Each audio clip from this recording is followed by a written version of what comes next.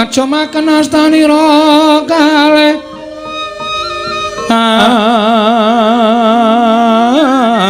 astanira kalih pisan yen ngandika magawe obranta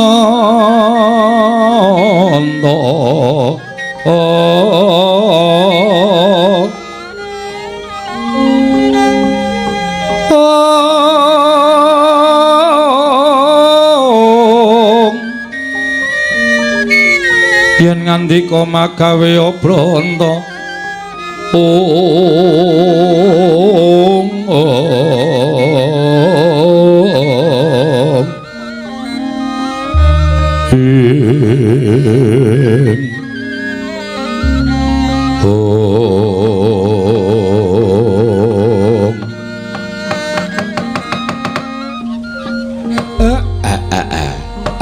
lah kok ting gruduk tak kira kawula karang kadempel tole ndara ndaramu lancur-lancur Pandhawa padha rawuh tekan kene Nalagareng. Waduh ndara wis anggeni ndara Antasena ndara Abimanyu ndara Karukaca ndara Antarjatra padha rawuh mrene. Wah gong lho iki lho rasa tresnani ndara-ndara karo bapak ndara wis anggeni ndara Antarja ndara Karukaca ndara Abimanyu ndara Antarja tekan kene.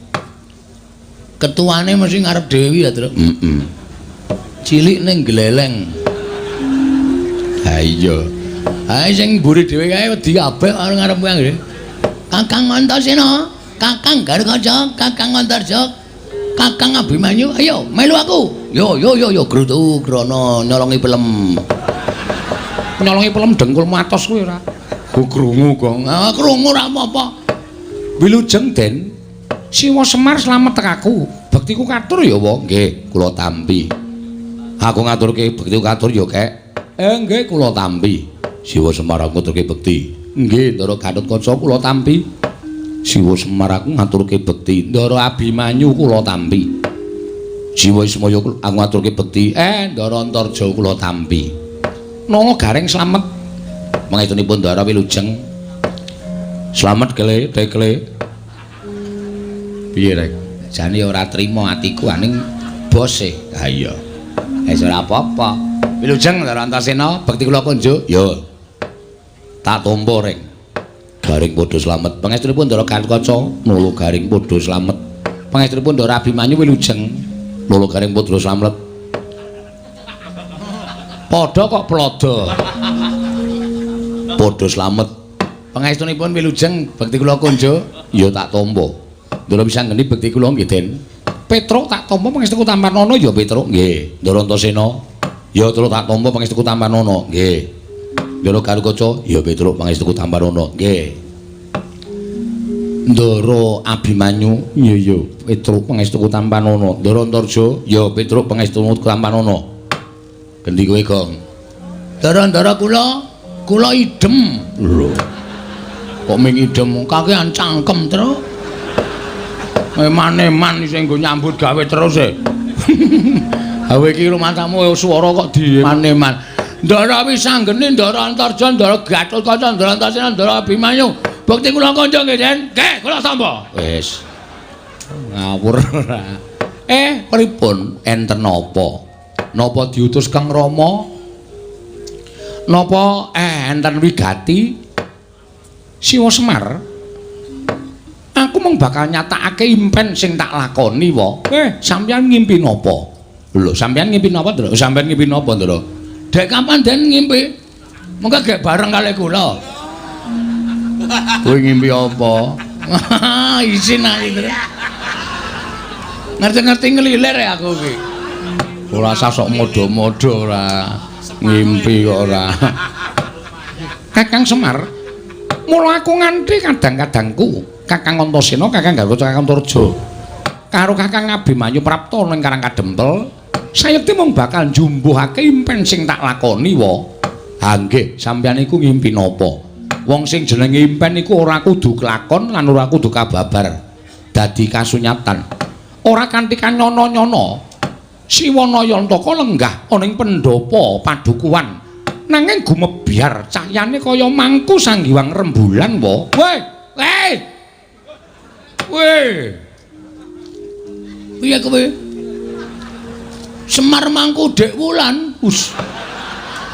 Bagong nek ora krungu kupinge digebek sik kono. Ha piye maksude? Mangku Sang Hyang Rembulan. Wah, krunguku kok Mangku Dek Wulan. Yang kowe. Wah. Langsung pemburu aku. Ah iya rembulan kok Dek Wulan ora. Monggo bareng tak caketi para putra kena dayaning Sang Hyang Rembulan wekasan salirane Kakang Antasena, Kakang Garwaca, Kakang Antarja, Kakang Abimanyu melu mawa cahya. Siwa, iki werdine apa? Mula banjur tumune aku sowan ora ing Randu Gombala, nglumpuhke kadang-kadangku pringgondani. Jangkar bumi lan Tanjung Anom ing wigati bakal tak irit sowan ngersaning Siwana Yantaka. Lan apa ta wigatine? Yen to pancen Siwana Yantaka kuwi duwe gegayuhan, yen to pancen Siwana Yantaka kuwi duwe kekarepan. Anak-anak Pandhawa ora bakal mangku asta wisuh lumuh ngentasi perkara. Mesti aku bakal sak biantu karo Siwana Yantaka wae. Lah. Pancen bocah siji iki kena disebut wiji sejati ya iki, Petruk. Lah nggih. Monggo aku lagi rasan-rasan. Lah kok dadi wis padha priksa. Lho. Siwana Yantaka grenengan kaya ngono kuwi tegese Siwana Yantaka bakal duwe karep. Kula niku rak mung kepengin bangun desa. Kula niku mung kepengin bangun desa ning syarate miturut wangsit sing kula tampa rada abot. Monggo anak-anak kula kongkon do ora sagu. Lho, Nala Gareng Petruk Bagong ora gelem dikongkon, mboten purun. Anak model apa kuwi aku tak takon. Ing ngatasé dikongkon karo bapakne kok ora mangkat kuwi. Lah nek cara aku rasa anak-anak wae, pateni wae ngopo? Waduh. Modar iki, Tru. Wong aku ya urung muni ora sago kok Pak Ming aku ngandhake nek sikil kuwi barasa murat. Nyatane do duwe alasan dhewe-dhewe. Bapak arep kongkon aku nanti, Pak. Sendika dawuh, Pak. Lho. Ming aku sing sendika, heeh to, Pak? Ora. Oh, aseme. Nek kompak Semar karo aku kok plotroke kathoke aja gong. Ora kompak karo bapak arep diplotroke kathoke. Taboki bokonge mangkel aku. Ceplek-ceplek ngono kae. Kurang ajar. Mula yen pancen syarate kuwi aku entuk dikeparengake ngerti, mengko aja anak-anakmu nyeng budal golek syarat, aku ingkang golek syarate supaya kaleksanan pambangunaning desa Siwana Yantaka. Lha niku ya gumun. Lah nek syarate kok dadak siji Sekar Wijaya Kesuma, loro Pustaka James Klimasada, telu Pusaka Mandura, loro cacahe Kyai Nenggala, Kyai Arugara. Kakang Antasena, piye? Piye Kakang? Adidum, rasa kuwatir. Aku karo kowe ning Ndarawati. Mengko nek Siwa Kresna ora maringake, sapa wah aji are kabeh. Ora kasar kaya ngono kuwi. Lah Witena, mungsuhmu nek wani karo wong Ndarawati, Paman Setyaki lho. Aku ki ra wedi rumak cilik. Aku ki ra wedi, aku sapa-sapa ki ra wedi kok. Aku ora wedine karo wong sing sok nganggo training abang. Rungokno, Tru. Tru, rungake. Wah, metrentreng juan ora. Kowe lagi ngerti nek Ndara Antasena iki wedine mung karo Suwanto. Agamanmu ya apa? Untuk wis ra ana kabeh. Takmut. Mesti risi. Heeh. Kuwi mengko didum. Lah terus sing ning Ngamarta kuwi dia pasrahke karo anak-anak sing ditresnani karo para pemuda Pandhawa. Sapa? Kakang Garwaca karo Abimanyu. Oh, Kakang Garwaca karo Kakang Abimanyu. Oh, iki rak anak emas. Wanggre sowan negara Ngamarta. Wo. Ngono. Pandhawa lilih kabeh. Weh lah cocok. Lah terus sing ning Mandura Kakang Antarja. Ora ana kancane, ben dikancani Bagong. Kula mboten iso niku. Lah ngopo? Nek awake rada meriang Gong, ming ning Mandura kok. Wah, Mandura iki gawat Baladewa Tru. Nek nganti kok sowan mrana ajeng nyuwun ngambil Nenggala kali Alugara. Kepiye? Matane ra mrek. Nenggala disine dugang cangkemmu. Modar ora kowe. Kowe wae kono sing melu. Aku lu sikil kuasa murat kok. Garang wae. Lho iki tangane tikle miprate kira sikile becik kon tekan Mendraya nalarmu piye to? Nganu mawon kula usul Ndara Antarja piyambak mawon. Nggih Den, kendel lho nika. Tenan luwane ndi dhewe wani nggih Den nggih. Ya saura-urane ana kanca, monggo kanca sing tak cocoki ming kowe Bagong. Waduh. Wis ngrekoso iki wis. Ngerti aku ora melu wayangan acarane ngene iki. Ya ora melu wayangan ditakokke wong kowe iki termasuk favorit e.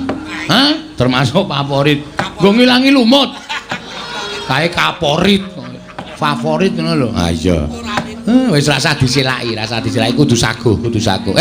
Lah nek ngoten kula mung kari manut mawon Ndara. Rikat lampahing rata tanpa ndara prapteng sukuning argeram kang tumingal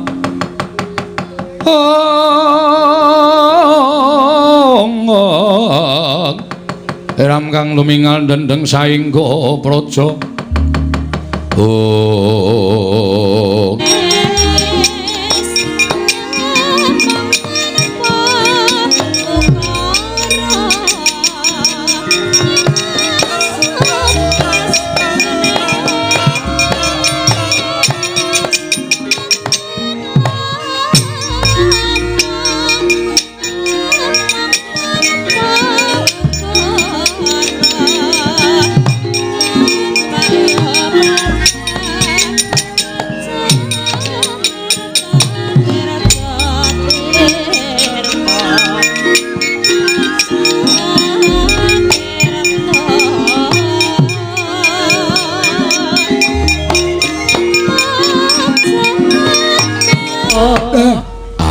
kaget. Lah kok Karang Kadempel dayoe ndlidir kaya ngene. Nala Gareng dalem, Pak. Sawise putra-putra Pandhawa iki kok kasepuhan sing rawuh. Lho, sapa iki? Sapa ya, Truk? Aku ora ketutupan bokonge Semar. Begawan Durna, kasepuhan, Gong, kasepuhan. Mayit. Lho. Mayit dengkulmu. Begawan Durna. Patih sengkune mau ketoke melu mlebu bareng weruh. Anak-anak Pandhawa komplit nang kene kok njur nglesot metu meneh. Sajake gila sajake ayo. Wong ki anggere tumindak eleke mesti weruh kanan ki mesti wedi sik, Tru. Wis ben dibagekke karo bapak. Bagekno Pak rawuhe Begawan Durna. Nek ana apa-apa iki mumpung ana putra-putra Pandhawa mesti ora bakal wani tumindak piye-piye. Penemban wilujeng. Gandhap bleguduk soal gembol Sumorante. Ya Semar, slamet tek aku. Pangestuku Tampanono ya Semar. Kula pundi nggo jimat. Penemban Durna bekti kula kunjuk. Nala Gareng tak tampa pangestuku Tampanono. Nun inggih sanget anggen kawula muni dadosaken jimat. Bekti kula penemban. Oh iya Petro tak tampa. Pangestuku Tampanono ya Petro. Nggih, wilujeng. Bekti kula penemban. Oh iya Bagong. Pangestuku Tampanono ya Bagong. Ngene nggih, sanget anggen kawula kok mboten nitih kuda. Hus. Ora tau numpak jaran. Oh nggih ampun. Ngapunten lho ming nyuwun prisa. Kowe takon ning sengkring ning ati. Nggih nyuwun ngapunten Karang ya takon kok. Eyang Durna wilujeng. Wis anggene slamet tek aku wis anggene. Bektiku katur ya Eyang. Iya tak tampa Cah Bagus. Eyang Durna slamet rawuhe Yang. Lho, iki Antasena. Heeh. Slamet Antasena pangestuku Tampanono. Eyang Penemban bekti kula kunjuk. Iki kaya suarane Abimanyu. Kasinggihan mekaten. Bekti anu pangestuku Tampanono ya Abimanyu. Kula pundi nggo jimat Eyang. Bekti kula kunjuk Eyang. Iki kaya suarane Gatotkaca, Radyora Permana nggon mlebu ning padukan Karang Kadempel. Inggih, ingkang wayah ing pringgondani. Pangestuku Tampanono, Gatotkaca. Eyang bekti kula kunjuk. Lho, iki kaya suarane Antarja. Inggih. Pangestuku Tampanono. Kanjeng Eyang bekti kula kunjuk. Iki kaya suarane Irawan. Inggih, dasar Kepuranyata. Pangestuku Tampanono Irawan. Inggih, Kanjeng Eyang bekti kula kunjuk. Iki kaya suarane Janaka. Inggih, bekti kula kunjuk Kanjeng Eyang. Tak tampa Janaka pangestuku Tampanono. Wah. Oh, cangkeme Bagong. Iki senengane bebeda kok, Gong. Seneng ya aku. Ayo pendhita gleleng ning mripate lamur.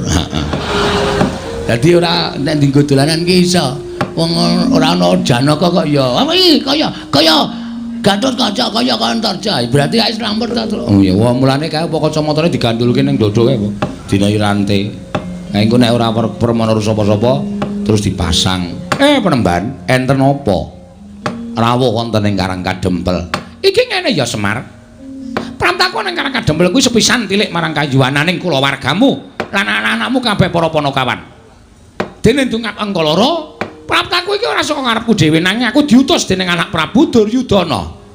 Lan kacarita anak Prabu Duryudana kuwi ngimpi Semar. Nyumpena. Pancen kepara nyata. Lah, sumpenanipun babakan menapa? Nalika semana anak Prabu Duryudana paring dawuh kalawan aku, yen to 7 dina ing kepungkur mau ngimpi ketemu karo kowe jroning pangumpen. Nalika semana gumebyar cahyamu mawa teja. Mongko nalika kowe lungguh katon banget yen to kowe nembe mangku Sang Hyang Rembulan.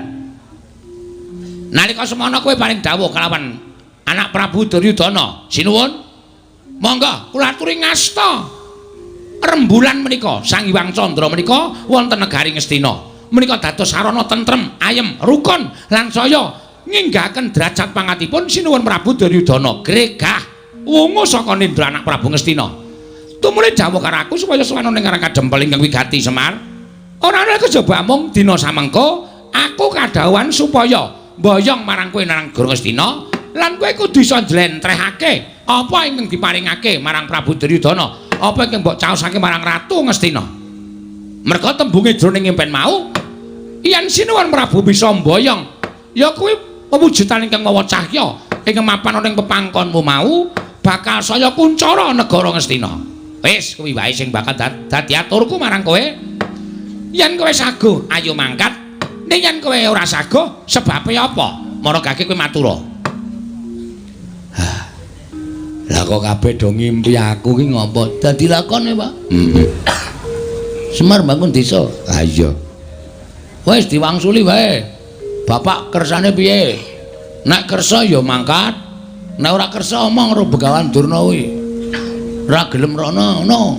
Alasane apa? Amboyenmu kumat apa piye? Bapak ya amboyen. Nek lungguh dadak masangi krikil. Dipas-paske. Gak omong, Pak. Ha engko nek Begawan Durna nesu perkara aku ora gelem ning Ngastina. Lho. Ha iki ana nom-noman pendhawa iki nggo ngapa? Teng pendanang iki. Gus. Iki kok karo bendarane kok Ndara Antasena ana, Ndara Gatotkaca ana, Ndara Antarja ana. Namung kon Jatasi Durna sago nggih, Den? Hah? Sing tetek ta? Rasa ora ndek rasa kepenak. Sago ta Ndara Antasena? Ya nek Eyang Durna salah tur ora kena dikandhani, nek tumrap aku hukume Antasena ki sapa sing salah tur ngeyel, wajibe dijotosi. Kusik. Perkara iki aku ora bakal ngeyel. Perkara iki aku ora bakal ngeyel. Ning aku mung kepengin ngerti Semar kuwi gelem sowan ning Ngastina apa ora? Nek gelem ayo tak boyong. Nek ora sebabe apa? Ming kuwi tok aku ora bakal ngeyel. Nuwun sewu. Kula niki lagi arep duwe gawe. Loh, ngapa? Mecah sirahe Bagong apa piye? Bagong. Arep dipecah sirahmu. Wah, pecahe sik to. Iya. Ora ngawur nino. Sang arep kok ora ngopo-ngopo diwarai. Wah, geceke sirahe. Urung ana masalah kok. Gawe masalah, Pak? Oh iya. Lah kok bapak kok ya manut ki piye iki? Kok ya iya. Sing ngomong sapa iki mau? Bagong. Tak kira Ndara Wisanggeni. Ah, beda. Wisanggeni cilik kok. Aku gedhe kok. Beda no. Nah aku gedhe nek ditemesok tambah gedhe kok. Nuwun sewu, kula niku nedeng gadah damel. Loh, kowe duwe gawe apa? Kula kepengin bangun desa. Mula nem-neman Pandhawa sami rawuh wonten mriki, lancur-lancur Pandhawa sami rawuh wonten ing papan mriki, mergi kula kepengin bangun desa. Mujudake desa ingkang kebak karukunan, kabagyan, katentreman lan nampi berkah Wang Mahanasa. Mongko syarate nggih pinten-pinten syarat sing kula ajeng kula gayuh. Nek nganti desa niki kula tinggal Napa sing kula jangka ora bakal kasembatan. Semar, pripun? Kowe iki tekan Ngastina ming sedhela, ngono? Tekan Ngastina ming sedhela, ming matur ngesanipun anak Prabu Duryudana. Sinuwun kawontenanipun kados mekaten, menika wujudipun mekaten, menika wujudipun kados mekaten lan naminipun mekaten. Mergi menapa panjenengan ngimpi ing mekaten menika jalaran tegesipun artosipun mekaten. Ming kowe cukup ngono wis rampung. Kowe njaluk bayar pira? Nggon ngomong kuwi njaluk bayar pira? Dijoli dhuwit pira kaya omong. Aja ming yutan yen perlu miliar. Aja ming miliar yen perlu triliun. Kuwi kok bakal diparingi dening anak Prabu Duryudana. Nek kowe nampa dhuwit saka negara Ngastina, uripmu ora kaya ngene iki, iso nggo bangun pendopo, iso nggo bangun teras, kowe iso tuku kendaraan, manganmu sebendina ora ming sego jagung. Ning beras raja lele, nek kurang enak ya raja kutuk. Kowe kok iso nglakon kabeh tak kandhani, iso nglakon kabeh Paton. Kowe gelem tedhak ana negara Ngastina, kowe gelem sowan ana negara Ngastina. Nanging nek ora gelem sowan ana negara Ngastina, Semar, ora jeneng aku ngancam lho. Ora jeneng aku ngancam. Ning apa kelakon aku ngruda peksa karo kowe? Nuwun sewu. Napa sampean mboten menggalih? Enten riki kathah lancur-lancur Pandhawa sing saguh mbelani kalian Semar. Oh, kowe ngendelke bocah-bocah iki. Kowe ngendelke nom-noman iki. Kowe ora melek apa Semar? Iki meng putu-putuku, iki meng putu-putuku. Selagine bapak-bapakne wae do wedi karo aku, do gila karo Bagawan Durna. Lah kok aku meng tok gegiro karo putu-putuku dhewe, karo anak-anak Pandhawa. Apa mbak nek aku wis ana anak Pandhawa iki aku wedi karo kowe? Oh, aku ora bakal gila karo kowe Semar. Nek kowe ora gelem, kowe tak rudha paripeksa Nayantaka.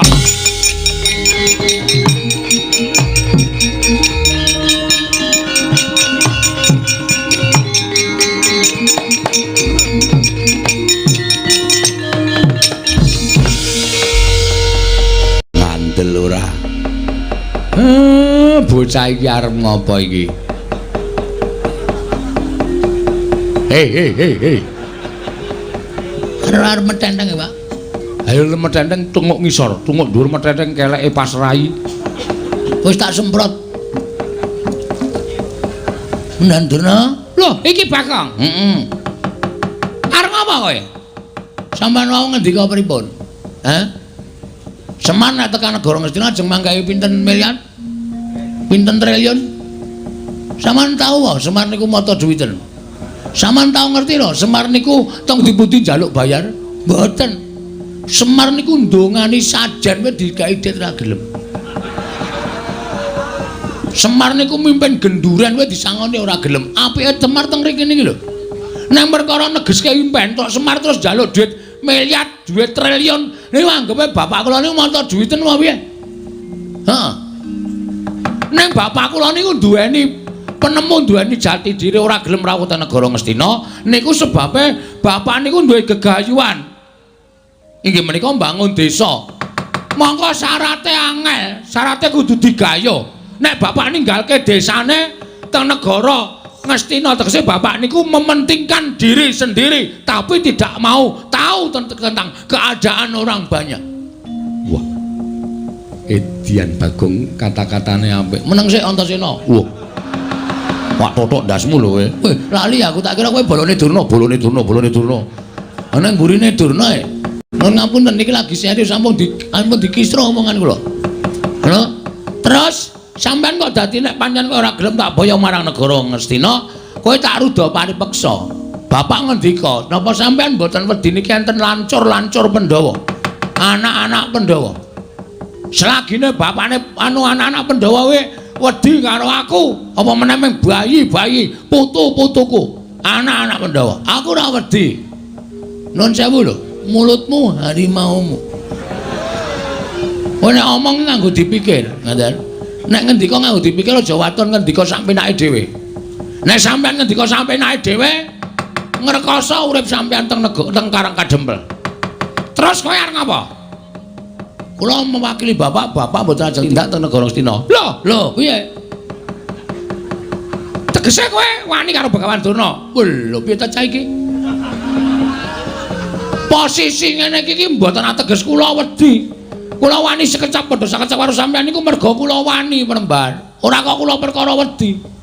Kowe wani mergane kene ana anak-anak Pandhawa. Lho, mbok kandha bali. Ijen padha ijen karo sampeyan. Nganti sampeyan iso menang karo aku. Meguru karo wis 20 taun. Gong.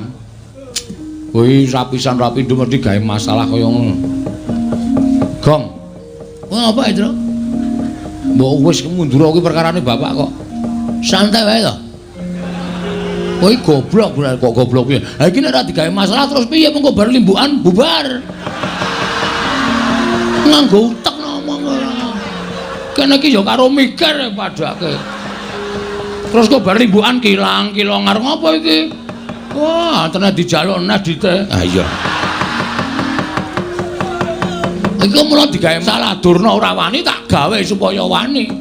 Ben mengko ana terusane. Konjur padake ora kok ganggong-ganggong. Lha nek ngono kowe wani karo Begawan Durna, sing tak wedani apamu? Bagong, gandeng aku tak gombong kok wis cereng-cerengan. Mulai iki ayo padha didadekake. Ayo metu Jawa, ora bakal wedi arek. Ayo. Wah.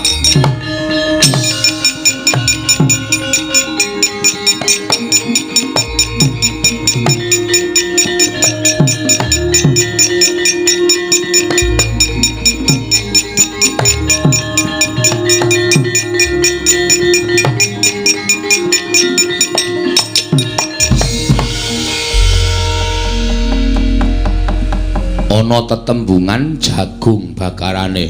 Endi? Lho kok piye? Ana, Pak. Sak ngertiku mung sate kambing. Wah, wis cilaka tenan. Kok cilaka piye? Durna wani, ayo tandangi. Kowe wis wani nantang Begawan Durna kuwi ana tembungan jagung bakarane tanggung perkarane. Saya tak takon karo Ndara Wisanggeni. Kowe arep takon apa, Bagong? Sampeyan mau rawuh mriki nak pun sendika mbelani bapak to? Mbantu karo bapakmu ora mbelani. Lah saiki nek pancen bantu niku sampeyan kudu sago ngundurke Kurawa. Kusik. Aku mbantu le mbangun lho, ora ana mbantu perkara liyane. Biar ora.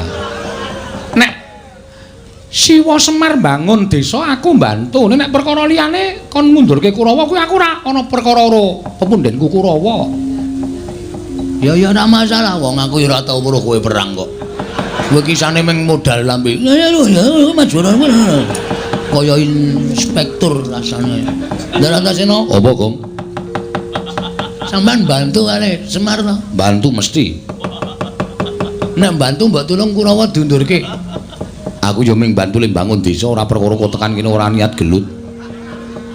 Aku usirku ndelok jagat iki supaya tentrem, ayem ora ana regejegan. Ha terus fungsine kula nantang Durna niku mau. Lho, sing nantang sapa? Kula. Kok sing temandang aku. Nek wani nantang wani nandangi. Ya, iya ora masalah. Oke. Kita wis do pidak jempol iki kita.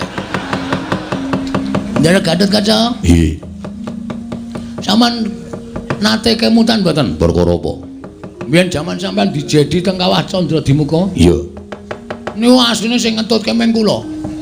Petruk ora wani tekan kawah, Gareng ora wani tekan kawah. Napa meneh Semar nek kena panas leleh. Sing tekan pinggiring kawah ngenteni Ndara Gatot Kaca jedul saka kawah niku meng kula. Apa biyen aku akon? Nggih mboten. Ora kewajibanmu to? Nggih. Ah terus kula tak takon, kewajiban sampean napa? Aku dadi satriyaning praja. Satriyaning praja kewajibane ngayomi para kawula negara Ngamarta.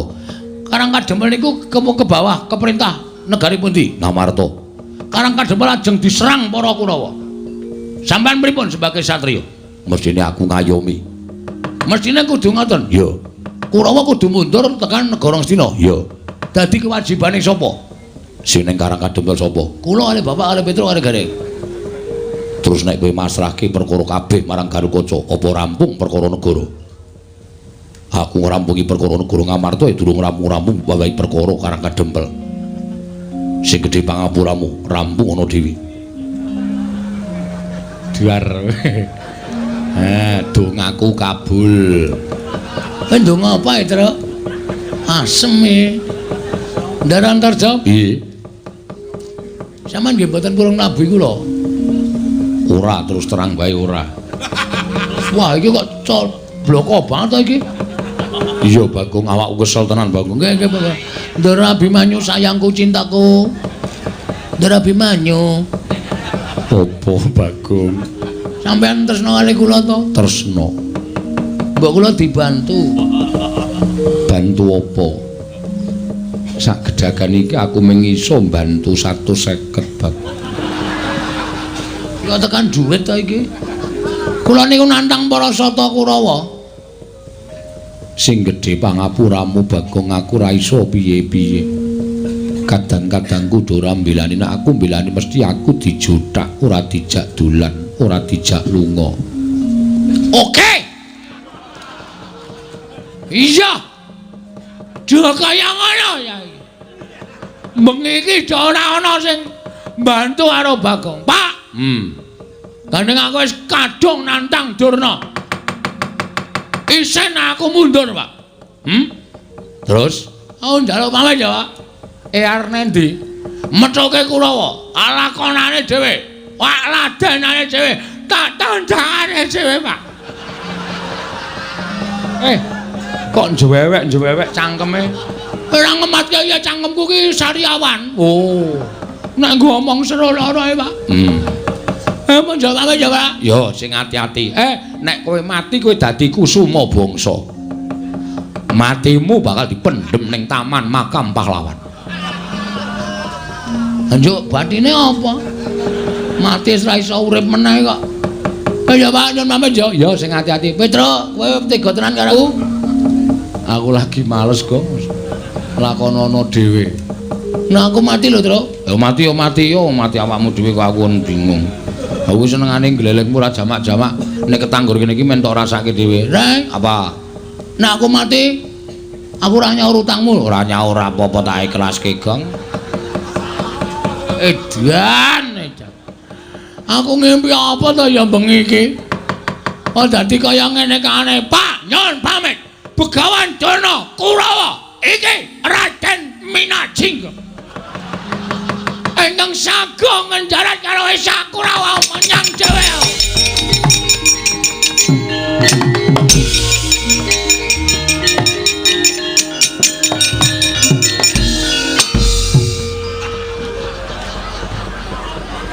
Kok tekan kene? Aku liwat mburi omah ya, Pak. Aku bareng tekan ngarepan kok rasane tratapan keweden. Terus menggok liwat mburi omah. Mulane pitike do bubar kabeh. Lagi do angrem. Kok marai bubarke pitik. Tru, mbok orane to, Tru. Aku bantunen. Gong, ngapa kowe ngejak omong aku? Ora sayang karo aku abdimu ora tok belani kowe. rasa kuwatir, sing maju aku. Tenane. Tenan. Asli? Asli. Ming dhewe. Karo Kakang Garukoco. Iya, Kang. Iya. Karo Kakang Antarja. Iya, Kang. Oh, Dimas.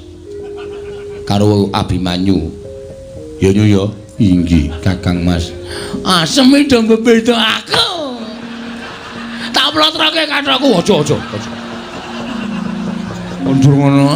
Mangkel aku wis tratapan lho. Mangkel aku nek carane ngono sonaga aku nek lakon Semar Bangun Desa. Lho, kok omong apa? Adeg-degan aku. Asem testo Den. Iya, tenan. Wah, asem iki. Iki mbantu ora? Mestine aku mbantu. Wong Kakang Antasena kali omong kaya ngono kuwi takon. Wah! Ih kowe, waduh. Kok tak pecah ndasmu lho kowe. Kok ndugang barang gemes aku. Angseng tenan.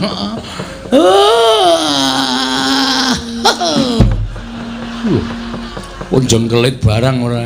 Saking senggo. Enggak metu njaba enggak. Sampeyan metu njaba metu njero. Ya ayo nek ngono metu njaba. Karo aku, oh bulane do seneng metu njaba ora masalah. Wah tak cocoki ndase Bagong omongane. Kowe ngapa? Kowe iki nek ngene iki asosiasimu sing elek. pikiranmu sing jorok goblok kowe. Ora iso mencerna kata-kata kowe. Oh, petok. Kowe jenes, aku sengit karo kowe kok koyo wong-wong kaya kowe pikirane elek kaya ngene. Delok limboke terus pikirane elek kae porno kae, susune mencetot ngono kae. Kowe sing basa iki pikirane sing nonton. Wong kuwi keindahan kok. Ora, kowe menungsa ya ngono wis sengit tau. Nggih, Jan nggih? Iya. Kamu tuh gak? Yo. Ndara Bimanyu? Iya Bagong aja kuwatir tak belani. Ndara Kaca? Iya Bagong aja kuwatir tak belani.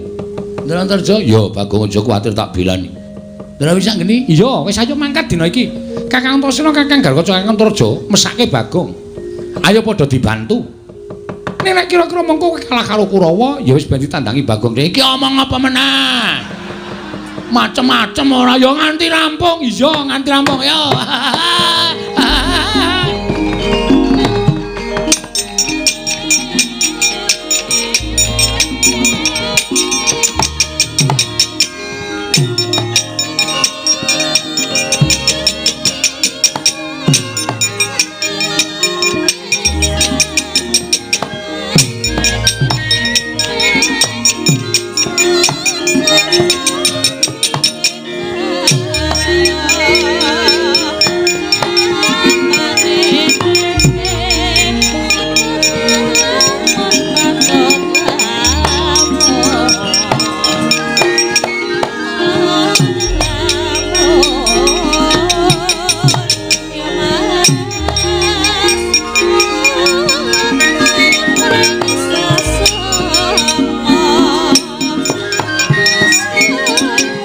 Kewajiban apa? Iki kewajiban mikir engko bar perang adegane apa? Oh iya. Ya wis nek ngono ya dipikir sik. Heeh. Aku engko tak ora metu sik ya. Ya men perang sik. Heeh. Ya Pak ya tak tutke ya Pak. Nah endi? Manut. Nang sarean mau nendi? Kowe. Ku tak pecah sirahmu lho kowe. Aku iki senengane nek yo masuk ke dalam simbok wis olah-olah. Iya, iya. Seafood. Iya, iya.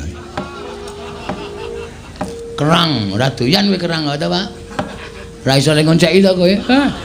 Ora perkara ra iso lek ngonceki, nggo mamah ki wis ra iso. Cangkeme ganti. Wedhus ora. Kerang ra doyan. Kowe iki disuguh apa-apa ora tau gelem ora apik. Seafood ra doyan. Sate kowe ya ora cerdas. Aku ki senengane ndok setengah mateng. Oh ya ngenteni esuk-esuk.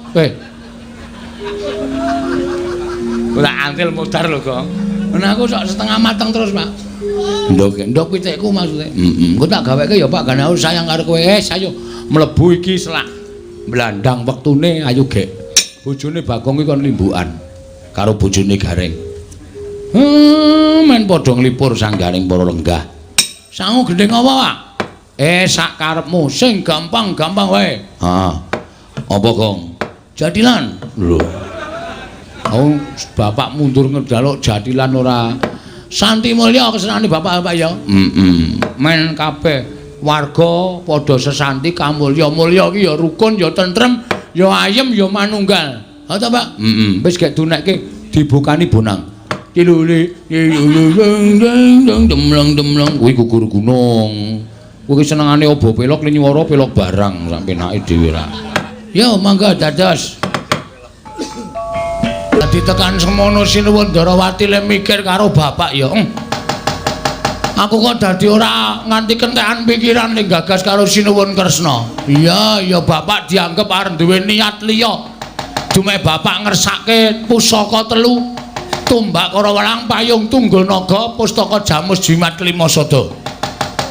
Kandhake Semar tenan kowe Sinuwun, yakin. Bapak ki nek wis nesu ngedape-dapi nggilani. Malah sisan gawe aku tak weruh nek pancen Ratu Ndarawati ki iso menang karo bapak tak delok kaya ngapa kahanane. Pak Mir, aku mulai Pak. Aku arep lapor karo kowe Pak. Iki ana kahanan sing kaya ngene iki bapak mikire piye? Nek bapak ora trima tak kon nyambut gawe dhewe. Nek aku karo Sinuwun Ndarawati aku jelas kalah. Aku matur ngersane bapak Pak.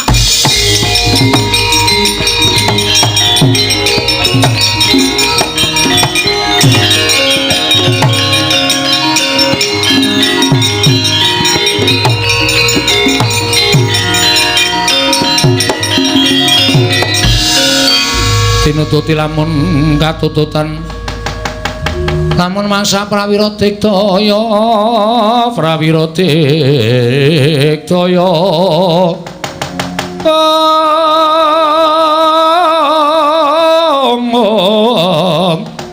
ora nanggono magawe gelar ira wang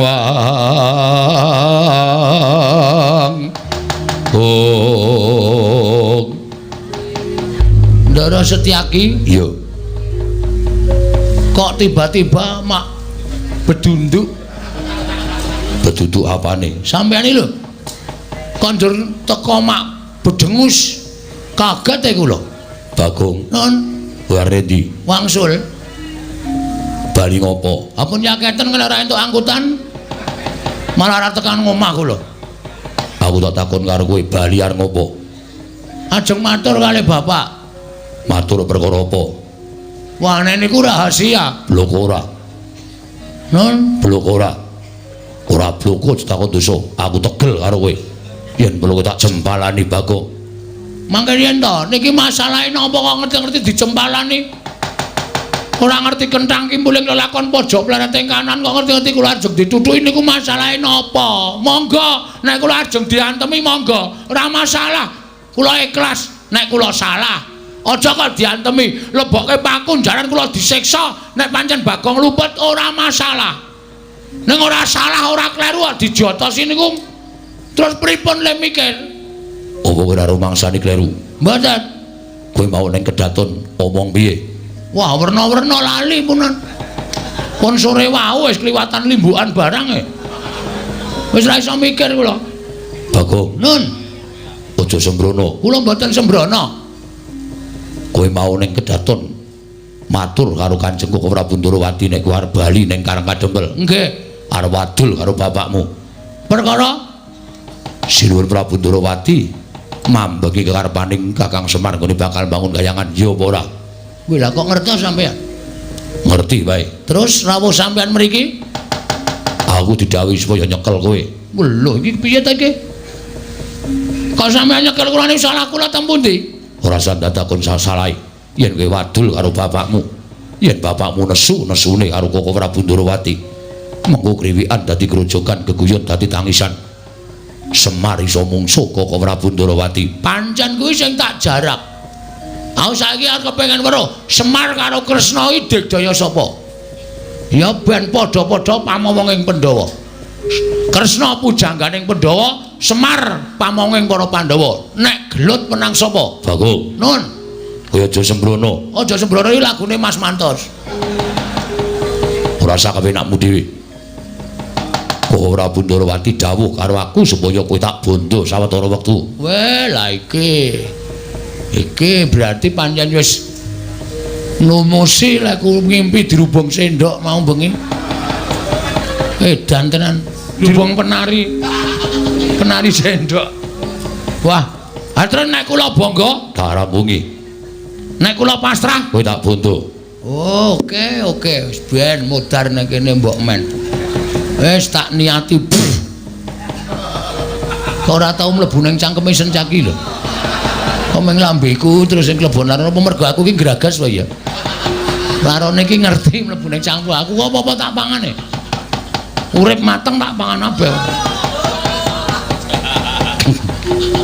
Bagong malah malang kerik wae yen ngono kowe wani karo Setyaki den cacing ning aku pidak menungso ngolet ki ora ngrasake lara ning butuh malas karo sing idak mongko cacing ki ra ndek perasaan Bagong ki wong diparingi perasaan aku ki mloro ae masuk angin tak goleke tamba sontek tak blonyo awakku men mari kok mati diame-ame manusia macam apa kamu gugu karepe dhewe apa dikirane sampean getak-getak karo Bagong ki aku miris aku wedi gak no wah gak wedi ya yen ngono kowe wani karo aku wedian diamput lho malah misuh-misuh ya men ora minggat suarep aku ora manut terus Setyaki kene marganing patimu jajal sekseni piyai semene Sencaki karo Bagong menang sapa mari dicoba ning dituku lho ora dicoba-coba Tuna dicoba-coba. Sayombo. Mati kene aku. Mangga ayo. Bajigur keneng terus aku. Ngasem kok. Tak tendang ayo meng sikilku ki meng sekilan. Nendang ya meng matelalu ngono. Ngantem ya luput, nendang ya luput, sencaki bungahe ngantem karo aku. Wis jelas. Iya, kowe Setyaki. Ayo aja leren maju rene. Njaluk tak ajar, njaluk tak remuk awakmu. Oke. Pisan iki aku kalah. Ning sateruse aku yakin tetep kalah. Mula Setyaki, penano ning kono. Nek kowe arep ngajak karo Bagong, nek kowe iso ngoyak Bagong, ayo aku pasrah karo kowe Setyaki.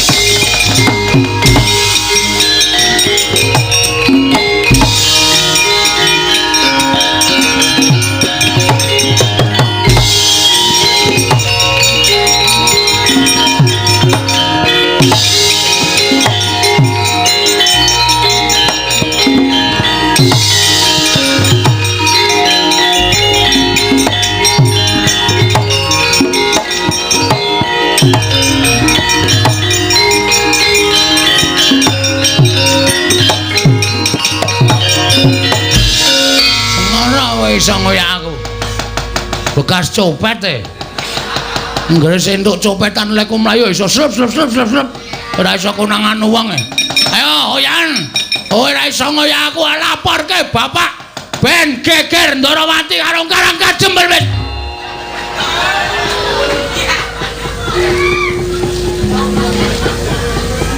Matek aku. Kok dadi Satpol PP kok ngelumpuk nang kene. Bagong. Anu nggih. Nyuwun ngapunten. Ora apa-apa. Ngopo kok raine pucet? Nggih ketemu karo sampeyan nek. Mriko diajar Setyaki, mriki ketemu Linmas. Modar iku lho, Den. Ora kok ketemu bendarane kok malah nangis. Gong, kowe iki jak omong kok mripate nang ndi-ndi? Ngematke bakso e. Wah, wis akene pucet ngeleh. Wis ra iso nyambi iki engko wis ngrekon. Itu jatahmu. Engko tak ngono wae, goreng laron e malah. Saya akeh iki. Wis ben ra apa-apa. Kowe ngopo kok bathukmu biru, mripatmu biru? Ning gusine ra abang to? Abang. Mengko nek gusine biru ndak? Waduh, wong bagus gusine biru. Ora. Kowe ngopo? Anu diajar Ndara Setyaki. Lho, sida diajar. Wis mau kok ndak tak sida diajar ora. Lah terus sampean mriki? Aku didhawuhi bapak. Bapak sapa? Ya bapakku. Bapak sampean lho. Lho, kuwi piye to? Bapakku rak Werkudara to. Lho, isih ajeg to? Dengkulmu mlocot. Apa kon ganti bapak mbok menawa kang ibu gareng rapi meneh. Sogo telakmu modar ora. Kowe mlayu nggih. Wedi. Ya mesti wedi. Aku lho ora tau iso males e. Anggere ngantem luput cupet. Anggere nendang ya ora kena edan iki. Ndara Setyaki iki duwe aji lembu sekilan. Angger tak antem mesti kurang sekilan, mesti ora kena e. Mergane kowe iki awakmu cupet kabeh kok. Heeh. Ha terus ngene, aku mau didhawuhi bapak kon ngewangi kowe. Kira-kira kowe gelem ora tak ewangi? Serius? Lho tenan, malah ora meng aku Kakang karo Kakang Antarja. Kabeh do ngewangi karo kowe. Kira-kira piye? Wani ora? Wani. Ki mbok digoleki lenge ditablek iso ora ta iki? Ya ini kok goleki leng. Lah yo peteng banget to. Ketara kok kowe? Wis ora usah wedi. Wis saiki ning kene tenguk ning ngarepku kene. Engko nek Mak Setyaki tekan kene arep ngajar karo kowe, aku sing arep nandangi. Mbok dilegong, lek cengelmu iki, Gus. Tak ajar kowe ora. Mangkel aku iki tuwae, Mas. Arep sampean ki bendaraku sampean ki nom. Wong tuwa kok kon nglek-laron. Kaya ngomah ra ono sego. Lah jare sok goreng. Engko. Lah. Padha wae wong senengane ya doyane kok dadak. Wis ngonten mawon nggih tak tunggune kene. Entene kene. Kira-kira majelis iki ora trima, omong aku ajari. Omong karo Kakang Garwaca ya ben diajar. Omong Kakang Turjo ya diajar. Iki kabeh ngewangi karo kowe. Ngambung ora. Malah meng pipi meng pipi ki ra apa-apa. Cipika-cipiki. Tondo apa pas duluran. Iya, iya. Tantenane kene. Wah, gleleng ya aku arep sumbar. Tak medhenteng iki. Iya, malah kerik. Ra apa-apa wis sakarepmu. Rada memburi. Iya, iya. Wah, ngatur banget ora. Sencake tengane langsung tak tantang. Piye? Ngejak gelutne ye. Kono muni mati dening aku. Ndara Antarsena, Ndara Garwaca, Ndara Antarja. Ndara Secaki diajar ora. Ampun, ampun, ampun. Woi lah kae. Niki napa mlayu-mlayu niki napa? Oh, kae apa? Iki apa nang irung barang? Ngosek-ngosek Ndara Secaki kok kaya latihan gestrek.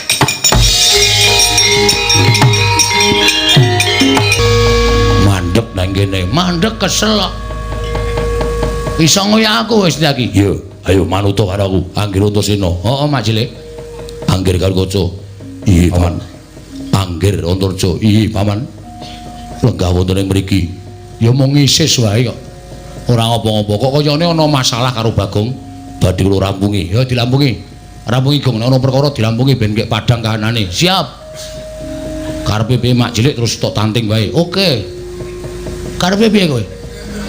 Terus kaya lho kaya kowe mau wis tak ajar mau saiki mambu keri mau saiki wah jan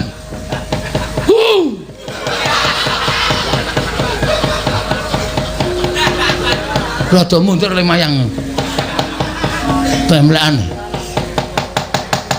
yen ngono kowe wani harus diaki sing tak wedeni awamu ora minggat suara aku wis gawe wirange Setyaki kene marganing patimu panggah tayoni lho wani tenan kowe kuat nadai kekuatane ndara ku sing lenggah nang mburi iki kelakon kowe boyong Bagong lho nggih apa Mak Cilik Bagong kok nandangi kados ngaten ya pancen tenan kok nek Mak Cilik arep ngantemi Bagong sing diantemi aja Bagong ning Antarsena sing mbok jotosi Kakang Garwaca sing mbok jotosi Kakang Turjo sago dadi sulihe Bagong dijotosi Mak Cilik Setyaki.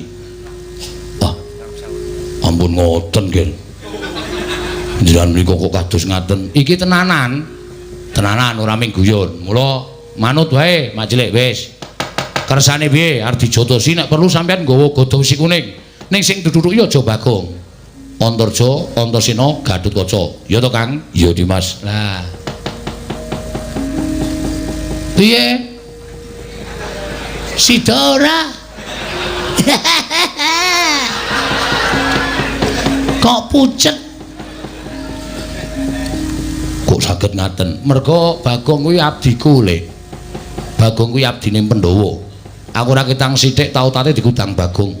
Tau dimong karo Bagong. Mula ana wong sing arep ngendak sikur karo Bagong aku ora trima. Semono uga Kakang Garwaca Kakang Turjo ya ngono, rumangsa wis tau dimong Bagong. Nek ana wong sing arep ngantemi Bagong, mestine do mbelani ora trima. Bagong iki tukang pamomonge anak-anak Pandhawa kok arep dijotosi sak pinake dhewe. Apa nek kira-kira Mak Cilik ora tegel jotosi Antarsena, Gatotkaca Antarja dicoba wae. Njajal Bagong ora sah gelut ning mungsuhmu aku wakile Bagong.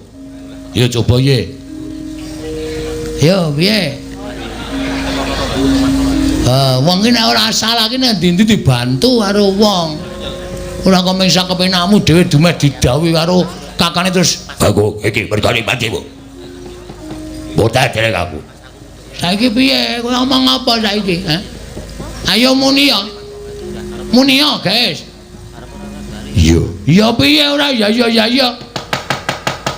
Ya wis. Ya wis. Ya wis piye? Ya wis Bagong aku ora sida mula sara karo kowe. Ha piye kok ora sida ki wah kene wis mempeng e. Kene wis nyewa tukang pukul 3 kowe. Pukul batu bata, Pukul batu kali, pukul gundulmu. Rasa nesu ngono kok nesu ora. Nek sampeyan ora arep melu-melu perkara iki wedi karo putra-putra Pandhawa, mundur. Mundur. Ngono aku ditimbali Koko Prabu Ndarawati. Iso alasan to? Mulana tetembungan 1001 alasan. Mundur, Bagong ampuh apa piye wis terserah. Nek sing penting sampeyan aja nganti nyekel karo Bagong. Nek sampeyan ndemok kulite Bagong mungsuhe lancur-lancur Pandhawa Ndara Setyaki.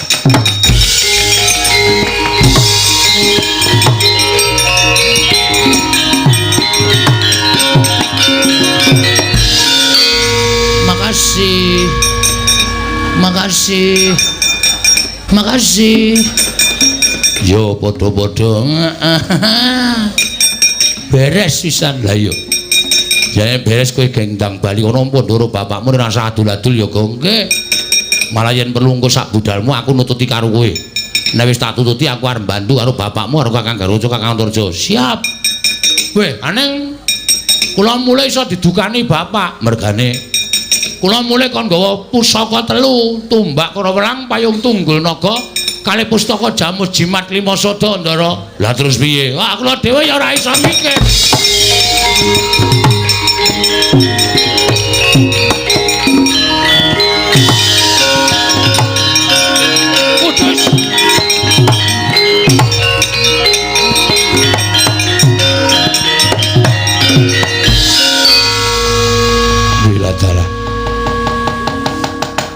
Karawelang, payung tunggul naga, pustaka Jamus 5 Sada. Kok tanpa kenyono-nyono kok kaya melu lakumu, Gong? Kula ya ora ngerti kok. Kula ora nggawa besi brani lho. Iya. Kok iso detekan kene lho. Ning ora memper. Mergo kuwi tak kandhani kok. Pusaka 3 kuwi janjane ora pusaka, ning kedadian saka ratu-ratu sing ampuh jaman semono. Ratu sing digdaya. Kula wujuding pusaka ning panggraitane tanpa beda kaya menungsa. Ngono ya? Iya. Wis rasa dadak wedi. Pusaka 3 boyongan ning Karang Kadempel, sak pungkurmu aku nusul karo kowe.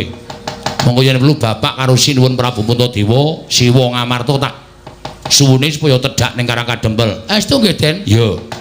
Nggih nyuwun pamit niki pusaka kula gawane kula tak bali matur karo bapak. Ya sing ati-ati go nggih. Nayeng manglung mintonaken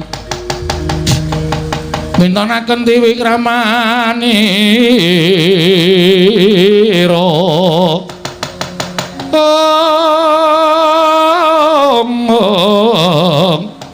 kang mitran ning asta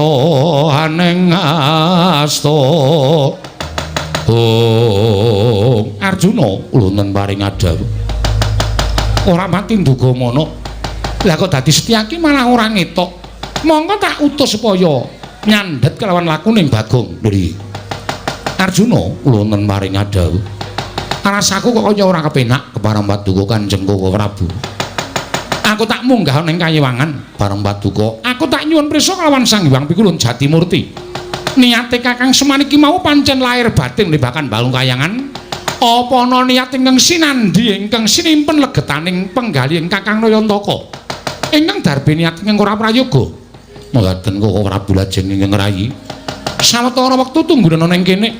Mengko sawise aku entuk pangandikan Hyang Jatimurti aku bakal nemoni kelawan sira Yai Arjuna. Koko Prabu sembah kula ingkang nderekaken jengkar paduka. Iya, Yai Janaka.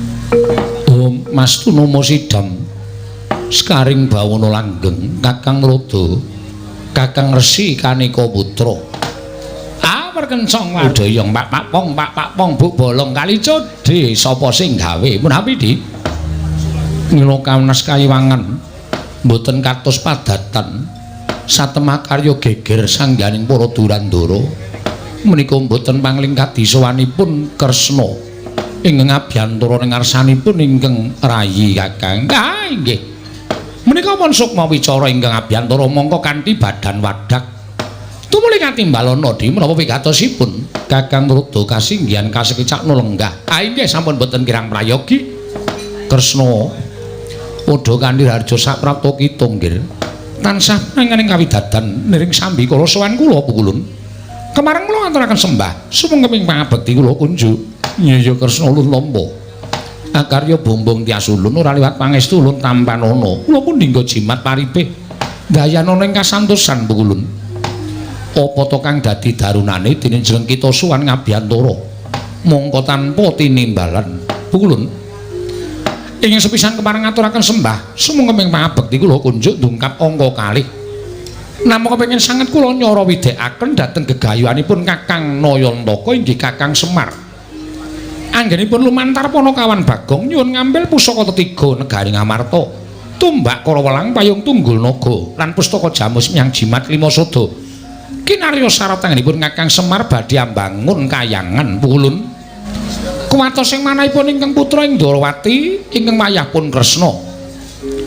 Tembungipun Kakang Semar anggenipun kepengin bangun kayangan menika menawi sakmangke ngantos Kakang Semar menika wantun ngembari dhateng pangwaosipun kayiwangan srana anggenipun badhe bangun kayangan menika menapa boten nami ngasuraken dhateng asma paduka pukulun. Wonten dungkap ing angka kalih pukulun. Kakang Semar menika nadyan titising sanggiwangi semaya menika tasih kadang werdanipun pukulun Manikmaya. Ewadene wujudipun Kyai Semar menika wadak tegesipun jalma wantah ingkang tansah kedunungan raos. Tuwin kedunungan wawatekan inggih menika ina lali salah apes kelawan mati.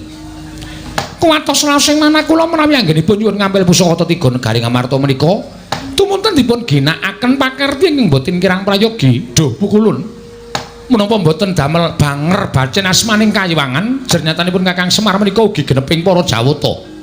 Mlingking saking menika pukulun kula nyuwun dhateng paduka Hyang Adi pukulun. Keparenga angginakaken permana jatiane dipriksa dhateng gegayuhanipun Kakang Semar menika pukulun. Leng-leng ing driya mangu-mangu mangunggung ganduan remang lirlena tanpa lelena tanpa kanen yen tantulusa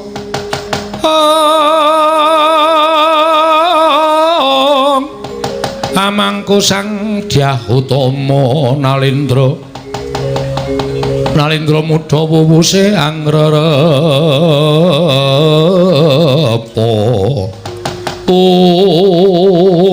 Kresna wonten timbalan ulun ngaturake panuwun ingkang tanpa pepindhan dene jeneng kita wis menehi asarta munjuk atur lawan panjenengan ulun nggone Kakang Semar bakal duwe gawe bakal mbangun kayangan ing mengkono ndadekake banger bacen asmaning kayiwangan.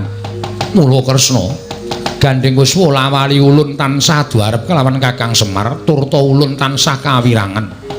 Mula babakan Semar jugar lan mbuyane nggone mbangun kayangan ulun pasrahke kelawan jeneng kita. Kemarang paduka kinarya nitik yen to Kakang Semar iku lair lan batin nggone mbangun kayangan apa ora kita kudu bisa nggiri-godha kelawan Kakang Badranaya. Mula panggiri-godaning Kakang Semar ulun pasrahke lawan jeneng kita Narayana ngestaken dawuh. Lajeng parang paduka mudhuna ing jagat ulun paringi palilah kita ngganggu gawe kelawan Kakang Semar nggone mbangun kayangan. Lho niki ngestaken dawuh pukulun. Gandeng sawonten waca Paduka Hyang Adi pukulun kilana kula nyuwun pamit madal pasilan sing ati-ati aja kaya bocah cilik Kresna wayah ulun ing Ndrawati. Palugon lagune nglekas Lukita linuting kidung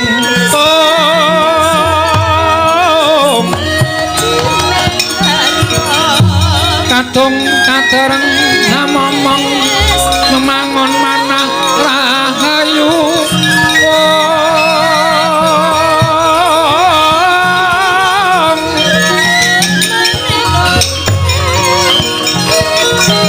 Permoni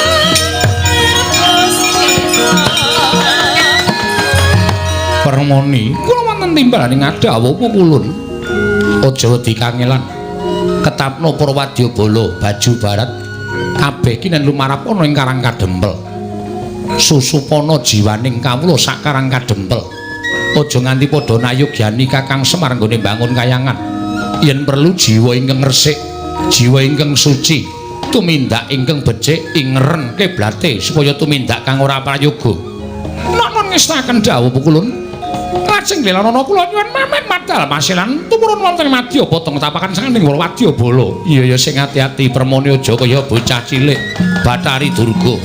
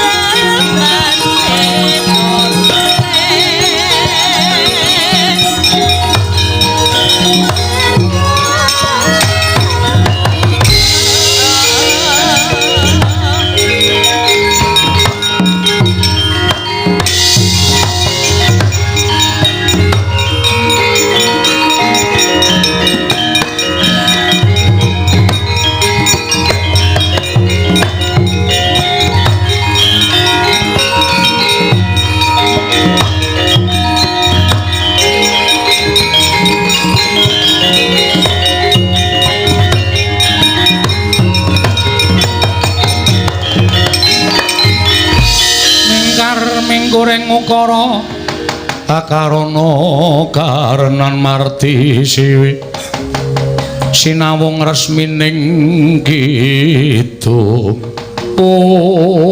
Koko Rabu kepareng kula jumadung dawuh Arjuna kula wonten timbalan prastawa dawuh timbalaning Iwang Pikulun Manikmaya pancen pun Kakang Kinarya niti priksa kelawan niating Kakang Semar apa pancen lahir batin bakal mbangun negara Ngamarta apa pancen mung kepengin ngembari marang panguwasaning para Jawata jer tembunge mbangun kayangan kasinggihan mekaten nae menapa mboten badhe ngleling semi ngatasipun paduka menika sami priksa bilih paduka Kanjeng Prabu Ndarawati teka Girigoda dhateng kejejang utawi gegayuhanipun Kakang Nayantaka Janaka wonten timbalan aja wujud nata Ndarawati lan Arjuna kepareng paduka yen pancen si Adiwasis maraya tututana kekarepanipun Kakang monggo Koko Prabu kula dherekaken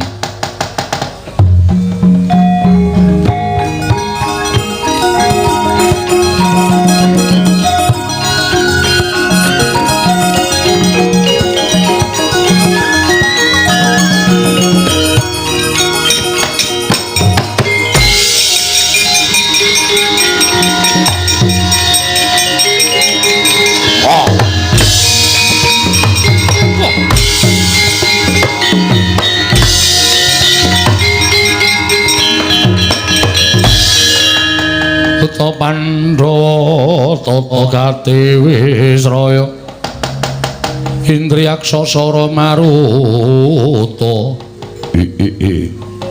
Janaka wonten timbalan Koko Prabu wis wujud kaya ngene aja nganti walang ati rasamu ayo kaki tututana pun Kakang kowe arep wujud kaya ngapa Janaka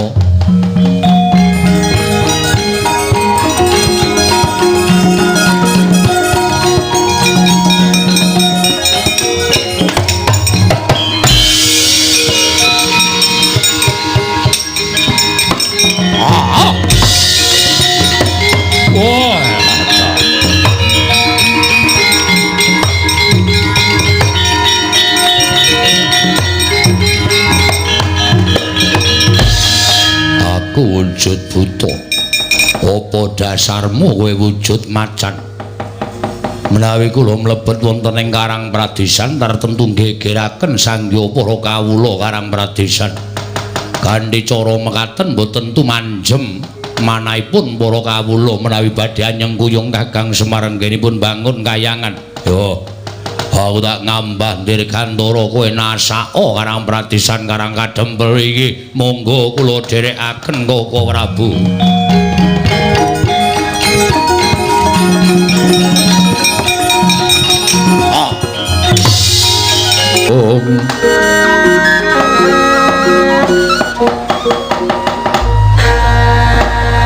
Kadanging pun Kakang Dimas Werkudara Barep kakangku apa? ora kanthi kanyono-nyono geger jroning pasewakan ndak kira yen ana gajah meta sarta macan ingkang wal saka ing krangkeng jebul iki sowaning Panakawan ora pangling Bagong ingkang Abiyantara. Wah, cah degleng Bagong arep apa? Sowan ana ing Praja Ngamarta. Wah, mula kaki timbalono barep kakangku. Yen Bagong Darbi Panjaluk turutana jer kuwi minangka dadi Panakawanku lan Panakawaning Pandhawa. Aja nganti mirang-mirangke. Dagi timbalono. Ngopo Bagong sowan? Iya Dimas. Prayogakno anggone si Adilenggah. Yo wis ora kurang kepenak. Pun Kakang dangu kelawan Bagong Mangsa Baronga Purbawasita pasrahke marang barep kakangku. Panakawan Bagong padha kanthi raharja sak praptamu Panakawan. Nun amit pasang Kalimantabe tinebena ing iladune dumawahing tawang towang sinuwun linempatna ing tulak manuk. Menawi wonten lepat anggen kula munjatur ngersa paduka Gusti kula ingkang sinuwun diagung pangaksami kepareng ngaturaken sembah sumungkeming pangabekti kula kunjo nggih sinuwun. Iya Bagong ndak tampa pangestuku tampanana matur sembah nuwun. Niki Ngamarta kok larone akeh banget to sinuwun. Iya Bagong. Niki nek tenggen kula wis tak plastiki ceplokke ndok enak banget iki. Panakawan Bagong padha rarja sak praptamu. Wah nganter mlebu cangkem. Pangestunipun sinuwun Ndarawati wilujeng bekti kula kunjung nggih sinuwun. Iya Bagong tak tampa pangestuku tamanana Bagong. Kula pundhe nggo jimat paripandayana ingkang santos. Ora sasok nirokke swaraning ratu nggih. Akarang kula niku nek krungu pangendikaning Ndara-ndara Pandhawa niku ati kula niku seneng. Sinuwun Puntadewa niku nek ngendika luro, alus, lembah manah, andhapasor. Ndara Werkudara nek ngendika ngopo Bagong? Sik mataku kesamberan. Ndara Werkudara nek ngendika gedhe gandem. Gandem arem so sistem. Ndara Janaka nek ngendika ya alus monggo ya wah ora apik kabeh pokoke nyenengake. Iya Bagong nggih. Bagong. Nah, mak jelep nang ati. Mak jelep nang ati. Padha kanthi harja sak praptamu. Pangestunipun Ndara Werkudara wilujeng niring Sambikala. Bekti kula kunjung nggih, Den. Iya. Iki ngopo ngeplaki sirahe dhewe? Kencokane. Risih. Nek le jijik niku mboten wong laron niku kewan ora jijiki ming risi. Lah iya. Sampeyan nek risi mesti ya obah-obah to. Iya Bagong. Nggih kandhani. Prayogakno nggonmu lungguh. Sampun mboten kirang prayogi Ndara. Panakawan Bagong padha rarja sak praptamu. Ndara Janaka wilujeng bekti kula kunjo. Iya Bagong ndak tampa pangestuku tampanana. Panakawan Bagong padha raja sak praptamu. Panakawan Bagong padha raja sak praptamu. Ndara kembar wilujeng bekti kula kunjo nggih Ndara. Iya Bagong. Pangestuku tampanana. Iya Bagong pangestuku tampanana. Kula pundhe nggo jimat paripendayana ing kasantosan. Panakawan Bagong nuwun wonten pangending dawuh sinuwun. Ana wigati apa sowan mongko tanpa tinimbalan? Apa saka karepmu dhewe apa diutus dening bapakmu Semar? kemarang ngaturaken tebah Siti Sekol binung teling keron kelapa. Apurenta mbok bilih wonten lepat kula anggen kula munjuk atur ngesa paduka Sang Nata. Iya Bagong ora dadi ngopo. Menika angka setunggal angka kalih munjuk atur ngersanipun Sinuwun Prabu Darmakasuma bilih anggen kula ngabiyantara ngersanipun Nalindra ing Ngamarta menika boten saking pikajengan kula piyambak nanging kula menika dipun utus dening Bapak Semar. Diutus dening bapakmu. Nun inggih mekaten. Ana wigati apa Bagong? Kula niku ya gumun biasane sing ditimbali niku sing diutus niku Petruk. Iya, lah kok dadi Petruk kok ora sowan diutus bapakmu kok malah kowe? Aduh kok kula ora ngerti. Wong Petruk diutus niku plegak-pleguk ya gelem ya ora. Terus kula sing ngentrengaken awak kula diutus bapak sowan wonten negari Ngamarta. Iya ora dadi ngopo jan-jane ya padha wae. Jan-jane Dik. Iki edan tenan kok. Anggere omong kok mesti sak karepe dhewe. Niki merambat nang irung niki. Niki marai wahing lho niki. Niki lho. Nah, kaya utek-utek nang jero anu. Ya wis senengno wae Bagong. Ngaten, bapak niku nimbali kali kula Bagong. Anu gareng karo Petruk kowe tak lumpukke. Iki aku duwe niat sarta duwe kajat. Ngertiane aku bakal mbangun kayangan. Bapakmu bakal mbangun kayangan. Nggih, kula dhewe ya wis mak tratap. Bapak kok ajeng bangun kayangan niku wong bapak niku nuwun sewu. Pawone we ambruk ra dibenakke kok. Ajeng bangun kayangan mongko ngundang anak-anake. Ha niki kula wis tratapan mergo anak-anake mesti jaluki serkiler. Ning jebule mboten. Bapak maksude piye arep bangun kayangan ki maksude piye, Pak? Mergo kayangan sing arep tak piye to iki kok ana terus iki. Mergo sing arep tak bangun ki dudu kok lho iki lho iki. Iki lho. Mergo sing arep tak bangun ki wujud papan sing magrong-magrong dumadi saka emas jamrut mutiara hergeni. Papan sing apik embane kaya kayangan ki ora. Niatku mbangun kayangan ki ngene, kowe tak critani ya. Negara Ngamarta ki mbiyen kondhang negara ingkang panjang punjung pasir pawikir Lojinawi gemah Ripakarta tata Toraharja. Panjang werdining dawa punjung iku luhur lan sak piturute. Sapa to sing ora kedanan karo negara Ngamarta? Kabeh padha kedanan. Ya ayeme, ya tentreme, ya rukune. Mongko Ngamarta ki dumadi saka pirang-pirang kutha, pirang-pirang pulo. Beda-beda basa, beda-beda tata cara adat budayane ning tetep iso manunggal dadi siji. Lah kuwi sing marai Ngamarta iki dadi negara sing kondhang. Iya. Ning akhir-akhir iki akhir ki apa? Oh iya lali aku. Keri-kerine iki pokoke dina utawa taun-taun niki Ngamarta niku wis ora tentrem. Ngamarta niku pun boten sae, Ngamarta niku wis ora ayem. Teng pundi-pundi dadi gegeran, ana perkara sithik padha bentak sirah, ana masalah sithik dirampungke nganggo atos sing balung mleting kulit. Rasa kamanungsan boten dijunjung dhuwur ning hukum alas utawa hukum wana sing digunakake. Niku sing bapak ora cocok. Contone papan-papan panembah saiki wis sepi, papan-papan pasinaon ora padha diparani, sing diparani papan-papan maksiat. Lah, Ngamarta sing kahanane kaya ngene iki nek ora tak dandani arepa negara ingkang sentosa. Ning ibarate kaya dene amung kari sak siliring bawang, sak umuring jagung, sak uping damar. Ngamarta mesti remuk bubuk dadi rempon. Nek Ngamarta ajur sing diseneni sapa? Sing diseneni Semar, merga Semar ki pamomong negara Ngamarta kok ora iso dandan-dandan tumrap negara Ngamarta. Wah, rame niku. Iya. Bapak ngendika kaya ngoten niku nyewa sound system. Apa iya? Nggih.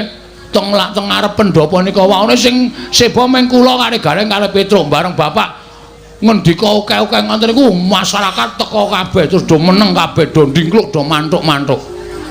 Katentreman wong urip rukun ki penak, wong urip ayem ki penak. Dalane iso ayem kudu rukun. Dalane rukun kudu mat sinamatan daya dinayan. Ngono? Nggunakake rasa. Lho niku mula kudu digayo. Wes pokoke bapak ngonten niku nganggo dalil-dalil barang. Iya, ngengke bapak sakniki rak ngiyai. Oh iya. Ngonten niku akeh banget pokoke. Intine terakhir bapak nimbali kali kula, Bagong nyedhak kene. Sing tak sawang anakku sing iso ngewangi aku mbangun kaya kok ming kowe. Terus Petruk sajae kaya gelo nika ora digunakake. Ya ora apa-apa Bagong. Nggih, ya kudu sing adil Semar niku. Iya pancen mengkono. Nggih. Kowe tak utus nang negara Ngamarta, Bagong. Sowana pepunden Pandhawa. Pepunden Pandhawa elingen utawa emutna. Gawe neneling Purwaduksina. Merga kahanan kaya ngene iki Pandhawa rada kelalen ora nyedhaki para kawula, ora nyaketi marang para masyarakat. Mula kowe matura marang para Pandhawa supaya kon rawuh nang Karang Kadempel 5 cacahe. Sinambi nggawa pusaka Ngamarta 3 cacahe. Apa wae Bagong? Siji.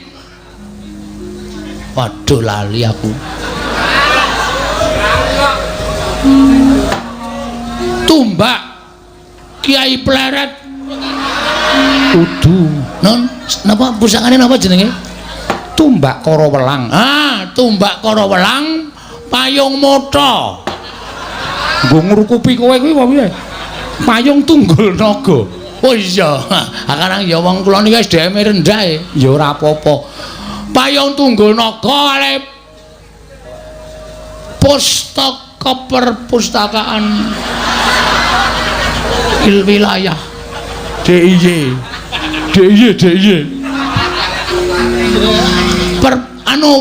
pustaka Jamus. Pustaka Jamrut Jamus Kelimasada. 3 niku kudu diasta para Pandhawa. Lah apa to sapa bababe? Dene Pandhawa kudu rawuh enten negara Ngamarta. Pandhawa arep dijak dening bapak nyaketi para kawula. Ngeten nggih sinuwun. Bapak wau ngendika ngeten. Jane kawula ora butuh dibuyuki brana picis, ora butuh diwenehi apa-apa, ora butuh dijanjeni apa-apa. Ning kawula kuwi dicedhaki karo pengarepe. Ngono. Mbah dukuh, mbah lurah, mbah bupati, mbah presiden kuwi nek cedhak karo rakyate bakale ditresnani. Mbah dukuh, mbah lurah, mbah bupati nek ora cedhak karo rakyate, rakyate ora tepung kuwi arep ana rasa tresna saka ngendi? Ora bakal iso. Ngoten. Mula kudu tansah cedhak karo masyarakat. Elinga sampeyan iso lenggah dadi dukut, dadi bupati, dadi lurah niku merga disengkuyung dening warga masyarakat, merga saka suarane masyarakat. Nek wis dadi aja lali dicedhaki para masyarakat. Sutanaya, ayo piye? Kahanan desamu piye? Sae, Pak, sae kurang apa? Kurang niki irigasi. Yo, gotong royong tak bantu bareng-bareng niku bakale dadine apik. Ngoten. Ning nek meng meneng wae lungguh sila tumpang kendangan dengkul duwe derajat duka lurah bupati rumangsa duwe derajat sing dhuwur dhewe nggo nepak mbun-bunane para kawula. Oh lah mbok sumpah wis to ora suwe upama dadi ming sak periode. Bar kuwi mudhar. Iya Bagong. Nggih. Mula sampean ngerti dhewe. Semar nika dadi duka pirang taun? Meh seumur hidup. Ngoten. Merga bapak niku arep wis tuwa, arep bapak niku wis sepuh, ning ora ana sing wani ganteni bapak dadi pengareping Karang Kadempel. Bapak niku entrengan. Ana sripah, wonge rung mati bapak wis teka. Ayo perang gleleng. Bapak niku nek kok MC sripah ana wong kerokan wis dipesen. Iki sesuk nek mati aku sing MC. Lho pripun?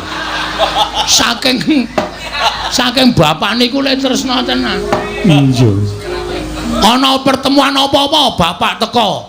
Ana wong dandani dalan bapak teko arep wis tuwa. Nek ya kuat nek ming narik keseran bapak niki ya nyambut gawe. Lho, wong klumpuk niku ora kudu nyambut gawe. Waton gelem mlumpuk bermasyarakat nek ana tanggane rame-rame ayo dicedhaki. Ana apa to? Ayo dibantu. Bantu ora perkara dhuwit, bantu moral. Ngono ya apik. Oh, ngoten bantu swara, ego, partikel niku ya diregani. Ora kok ming alasane, aku ora iso nyemen kok. Kon melu kumpulan gawe irigasi. Kon ngapa ning kono? Niku ming alasane wong keset. Iya Bagong. Nggih. Aku ora iso ngaspal kok kon gawe dalan. Ngapa ning kono? Ah niku alasane wong keset. Ora kaya ngono. Sing apik niku kumpule. Kumpule niku sing apik. Bapak niku ora tau wegan. Lho, bapak niku tahlil ya mangkat, genduren ya mangkat. Sripayu apa-apa bapak niku ora tau kok absen. Mesti mak petungul ngerti-ngerti ten riku. Mula masyarakat tresna, mula masyarakat sayang karo bapak. Nek sampean nganti lali nyedhaki para kawula, terus kawulane sakarepe dhewe ngenten iki sing tuna sapa? Samang. Samang ki apa? Cara desa aja digunakake ning kraton. Sampeyan kok samang. Samang niku singkatan saka sampeyan. Ming disikat dadi samang. Oh ngono. Nggih nek cara nggen kula ngenten niku samang. Mula dinten iki kula sowan keparang samangke mugi andadosna ing kawuningan kula badhe ngambil 3 pusaka. Inggih menika tumbak Karawelang, payung tunggul naga, kalih pustaka jamus miyang jimat kelima sada sareng sak tindhaipun pepunden Pandhawa. Ngoten mawon. Pun kula tunggu pangendhikanipun Siun Prabu Darmakusuma. Werkudara. Nggih. Piye Yayi? Ayo mangkat gegayuhane Semar ngelingake marang para Pandhawa. Yen nganti awake dhewe ora budal nyang Karang Kadempel, yen nganti Semar nesu sapa sing bakal ngereh-reh atine Semar? Modar ora. Semar iki nesu bahaya e. Wingi bar nesu nguyuh sak nggon-nggon.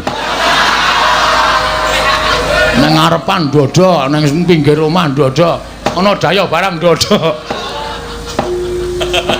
Koko Prabu monggo bidal dinten menika. Koko Prabu. Koko Prabu monggo bidal dinten menika. Koko Prabu monggo bidal dinten menika. Yayi, kula nuwun pamunten, Werkudara. Nggih. Kosik Yayi. Saking tumindak kuwi kudu dipetung. Dipetung tegese piye? Aja grusa-grusu mengko yen to ketemu dalan buntu ndak malah ora prayoga. Kresna kakangku darbi pangandika apa? Werkudara. Saiki ngene, ora kok jeneng aku ngilani kelawan Kakang Semar ora. Ora kok jeneng aku kuwi nias marang Kakang Nayantaka ora. Jeraku ngerti dhewe. Yen to Kyai Semar kuwi pantisaning Sang Hyang Bathara Ismaya. Sapa to sing ora percaya nglawan Kakang Semar? Bebasan kae pusaka ingkang bisa kandha jimat ingkang bisa ngucap. Nanging petungen Semar kuwi menungsa lumrah, kedunungan ina lali salah apes lan mati. Jiwane kae ya jiwa menungsa. Mula ora mantra-mantra titisaning dewa. Nadyan pun Kakang kuwi akeh sing nyebutake titising Sang Hyang Bathara Wisnu. Nang wis bola-bali pun Kakang kuwi tumindak luput. Wis bola-bali pun Kakang kuwi tumindak kleru. Merga isih kesandingan wadak. Tegesipun isih kesandingan tata lair. Tata trapsilanira.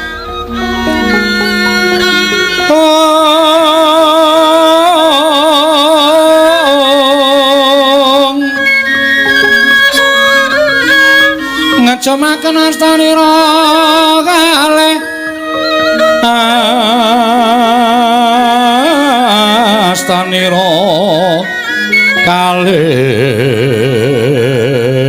pisan yen ngandika magawe apranta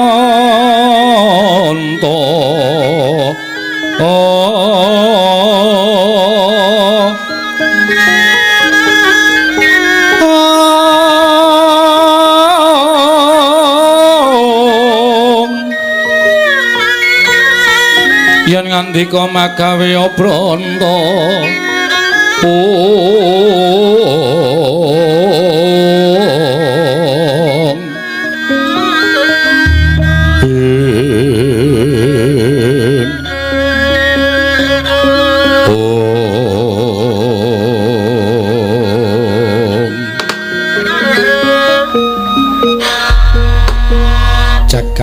matur jagat pangestungkara Koko Prabu. Nggih. Dereng ngantos pun manggen kula nampi sabda pangandika paduka. Menika kados dene sowanipun Panakawan Petruk kaliyan Panakawan Bagong. Lho la iya. Lah iki ning apa Petruk sore-sore sowan ana negara Ndrawati iki wigatine apa Kresna? Dimbalana. Nadyan dikaya ngapa Petruk iki ya abdi Ndrawati ya abdi Ngamarta. Kasinggihan mekaten. Dimbalana apa wigatine? Mbok menawa perlu ing bakal diaturake marang sira Yai Prabu Kresna. Koko Prabu lenggah prayogi. Ya. Petruk padha kanthi harja sapertamo ning negara Ndrawati Panakawan. Nunamit pasang Kalimantabe tinebene iki lho dene dumawahing tawang tuwang sinuwun linepatna ing tulak manu.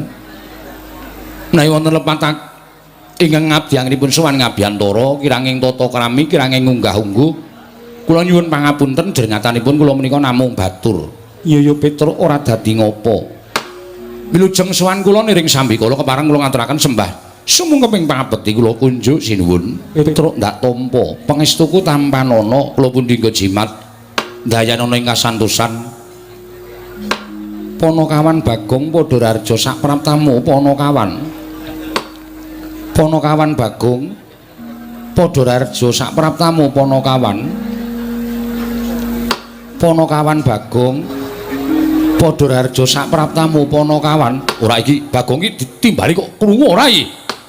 Kowe iki ditimbali Yai Prabu Kresna krungu ora? Krungu. Lho. Krungu kok meneng bae.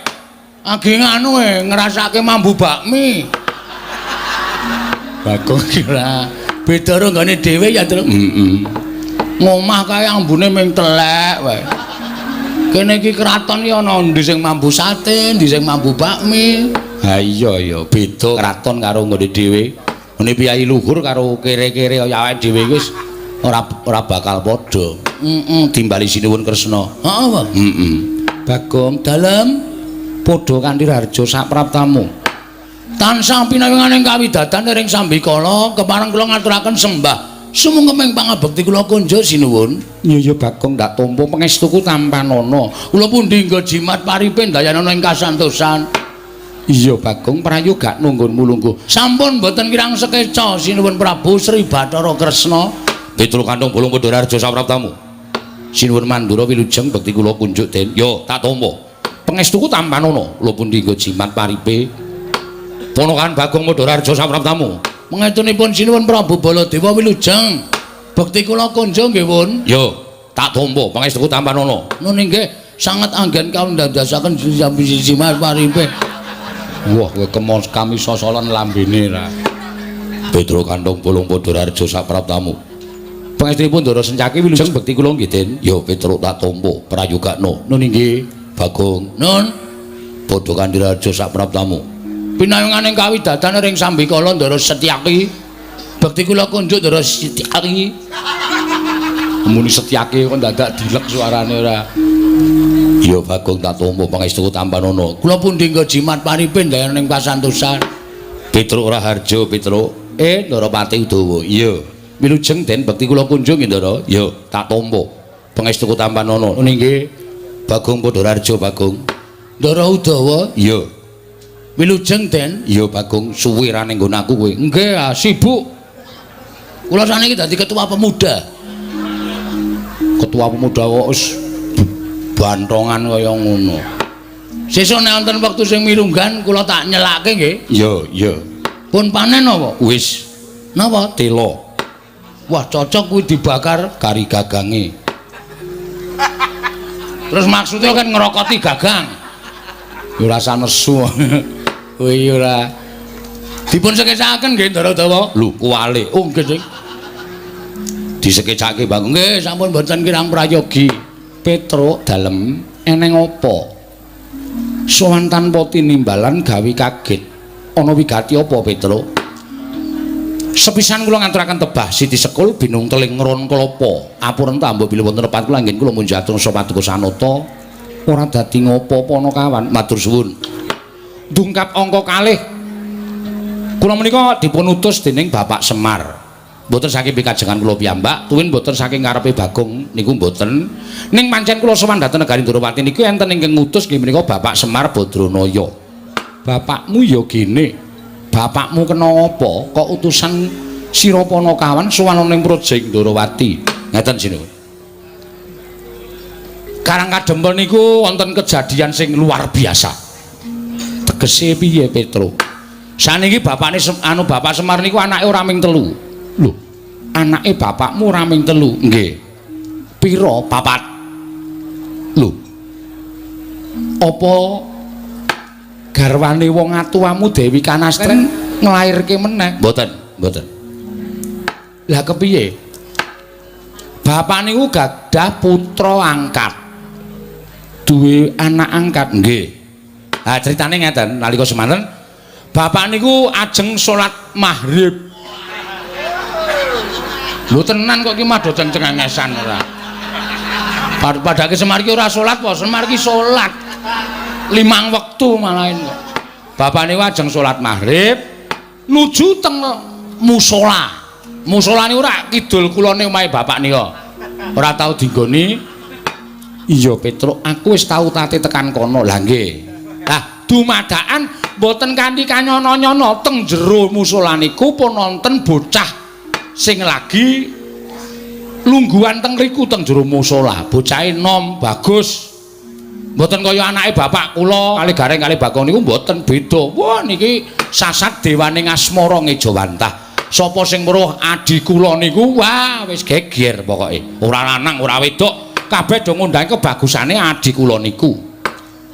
Bocah mau saka ngendi? Ah, jare ditakoni bapak tanpa dadah, tanpa pernah ora duwe wong tuwa, kleyang kabur kangenan ujug-ujug dheweke niku keblasok mlaku terus ngiyup teng musala riku.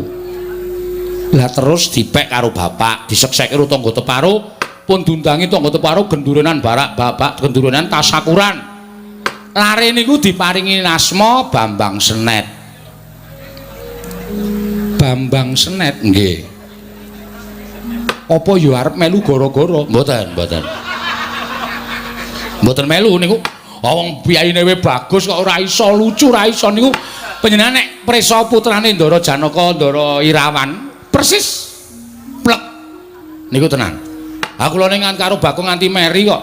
Kampung niku ora ana sing percaya mosok iki anake Semar. Kakangane Bandam Sesi Bagong karo rupane kaya kirik kok iki bagus ora jamak-jamak. Ngoten niku. Lah nalika semanten Bambang Senet niku nuwun sewu pun sawetara mapan teng Karang Kadempel tumuli wonten 7 dina niki bocah niku kaya wong lara. Bocah niku kaya masuk angin, ora tau gelem ngewangi bapak teng sawah teng Tegal, ora tau resik ngomah, entene ming teng kamar tidur utawi teng patenggan. Bapak bingung. Duka kula ya ora ngerti saploke duwe anak Senet iku kula kali bareng kali Bagong kaya di anak tirikan. Sing dilela-lela ming sik Senet, apa-apa njaluk apa-apa dituruti, pengen apa-apa dituruti. Ning kula ora apa-apa, ora masalah. Wong nyatane bapak ya seneng duwe anak Bambang Senet, mbok menawa bocah niku iso mikul dur mendem jero karo Bapak Semar. Bener Petruk, nggih. Lah terus ditanting karo Bapak Net, nek kowe kahanane kaya ngene iki kowe padha karo nyengsarake wong tuamu. Aku ki wis tuwa. Bapakmu Semar ki wis tuwa, nek nganti kowe mengko kowe ora gelem matur kepengin apa, kowe kepengin apa lan kowe duwe gegayuhan apa, iki engko nek bapakmu nganti lara, mongko kembange wong lara ki mati. Nek nganti bapakmu mati, mongko kowe rung omah-omah. Kowe getun engko Net, gregah bocah niku tangi. Si Bambang Senet mau nggih. Terus ngendika anu matur ngenten iki. Nggih niku Pak. Lah bapak saya bingung. Nggih niku apa? Bapak niku carane bodho niku asline bodho. Iya. Ning pancen digdaya ning bodho. Iya. Bapak niku pancen digdaya ning goblok. Iya. Ora apa-apa Petruk nggih. Bingung. Niku wau lho ngendikane bapak sing keri dhewe, nek bapak sedo kula dereng omah-omah. Mula niku kula pikir, Pak. Kula pengen omah-omah. Wah, bapak senenge ra jamak-jamak. Nek ngono kowe wis gandeng karo wong wedok. Nek ngono kowe wis tepung karo wong wedok. Senet muni dereng. Lho, lah piye? Kula niku namung ngimpi, Pak. Ngimpi ketemu karo ingkang nami Endang Lara Temon. Putranipun Sinuwun Ndorowati. Wis, bareng ngerti nek putranipun Sinuwun Ndarawati bapak niku terus ngombe puyer patang emplek. Ha bingung to. Ha momen kere kok arep gayu anak ratu cobi. Padha karo cecak nguntal cagak cebol gayu wulan muta ngitung lintang nang kelakone cepak wurunge. Ing atase ping anak Semar kok arep gayu putri Ndarawati, tur kula ya kaget. Mula kula terus matur karo bapak, "Sik, Pak, mengko gek cenet ki ming tom-tomen. Mergo sak ngertiku putri Ndarawati kuwi wis winengku garwa kabeh. Ndarasti Sendari wis diwengku Ndara Abimanyu. Putra panjenengan Wrantawati diwengku Raden Petruk Kanthong-Bolong." Duapure kaya ngono kok Raden Petruk Kanthong-Bolong ora. Ha sawarane kula niku arep dianggep abdi ning kula niku mantu sampeyan. Nggih mboten? Iya takoni lha nggih. Ngoten niku. Lah kula ajeng nyuwun priksa, napa Sinuwun Kresna niku kagungan putra ingkang nami Endang Anusenyen Endang Loro Temon. Petro dalem. Aku kuwi ya duwe putra angkat. Lho. Iki kok do dadi angkat junjung to iki? Putra angkat. Iya, Petro. Napa leres asmane Endang Loro Temon? Iya. Asmane Endang Loro Temon, jenenge Endang Loro Temon, lek kuwi entuk ya ning Sanggar Pamelengan. Weh, engko gek janjian. Kangsen karo Semar. Ora, Petro, ora. Iki pancen kanugraning Wang Mahanasa. Mula gandeng kowe mau wis matur yen to anake Semar ya kuwi si Bambang Senet kepengin dhawuh karo Endang Loro Temon. Bungahku tanpa upama. Mila saking menika bloko suta kemawon boten sah ditutup-tutupi niki cekak gampange kula sowan wonten ing negari Ndarawati menika gan sampun cetha Sinuwun Kresna menika kagungan putra ingkang nami Endang Loro Temon. Mila kula ngebon-bon enjangan jejawasonten. Jejawasonten menika tegesipun grimis. Grimis menika artosipun ngemis. Kula kepareng ngemis ingkang putra Endang Loro Temon badhe kula boyong wonten Karang Kadempel kula jodohaken kaliyan pun Bambang Senet. Nek kepareng matur nuwun sanget tanpa pepindhan niki kula wis tata-tata karo Bagong wis gawa angkutan ta Kang. Heeh. Gawa apa kowe mau? Tosa. Manten putri kok diangkat kaya areng ora. Anane kuwi kok nggawa kok. Duwene kuwi ya kowe. Niku kepareng badhe kula boyong wonten Karang Kadempel. Upami Sinuwun menika nggadahi ruba, upami Sinuwun menika nggadahi pepinginan, utawi Sinuwun menika nggadahi pangandikan, pepanggil saking pinanganten kakung kula aturi paring dawuh. Menawa waton dudu brana picis, waton dudu mas mutiara hargya jamrut hergeni, tuwin boten bondo donya kula saged ngaturaken. Nek perkara sampeyan niku terus duwe pepinginan Petruk, anakku wene ana asok tukon dhuwit sementen 100 yuta. Ampun, modar kula. Pun genah ora duwe. Ning nek liyane niku tak sanggupi. Ya ta, Gong? Jelas. Rasa kuwatir. Njaluk patine Gareng apa? Wah, pacule saiki. Ya ora njaluk patine Gareng ora. Aja mesake Kakang niku kaya ngono. Sengit aku suwe-suwe. Nyawang Gareng ki suwe-suwe awake cilik ndase gedhe. Heeh, ya wis men to. Dewa? Dewa iki kaya demit, dewa iki kaya jim. Nek dipandeng kayane ketok, ning nek dikedhepke engko ilang. Wah, nek ngono kudu nggawa senter. Lho ngopo? Nggo nyenteri men aja nganti ilang, nek gelut kok mung suwe ilang ketok ya adil arep menang saka ngendi? Sing penting diantepi le. Diantepi. Nyawang nek pancen kowe iso ora kedhep suwe, aja kedhep. Nek kedhep engko mesti ilang. Kowe terus ketara meneh. Terus kowe kedhep ilang meneh. Oke, penitenane mataku. Iya. Men ora kedhep dadi ora ilang-ilang. Ya. Sing praito ngati-ati ketok iki hawane rada adem-adem ngene iki. Semilir-semilir ngene iki. Ketoke nek dewane arep teko kene kok. Apa? Nek kira-kira ana swara makna nek ketok wis kuwi dewane. Jotosi ya, Jotosi. Aku Jotosi, kowe Jotosi. Gareng nanti Gareng? Gareng masuk angin. Aduh. Kae kok ana alasane rumangsaku.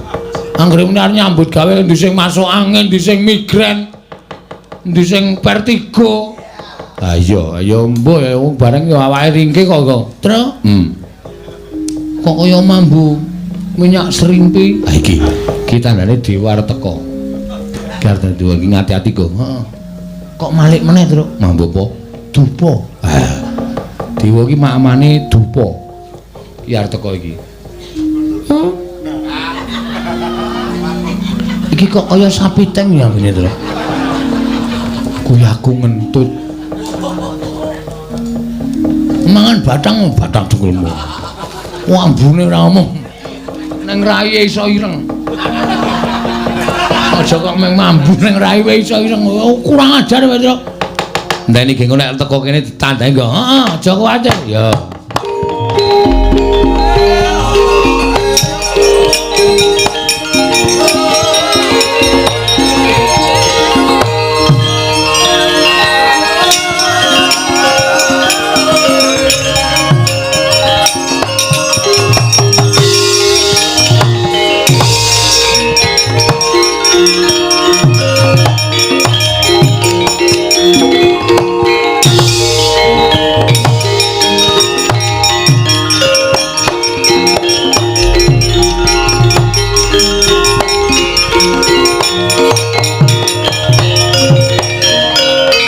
Tuntuti lamun katututan lamun mangsa prawira tiktaya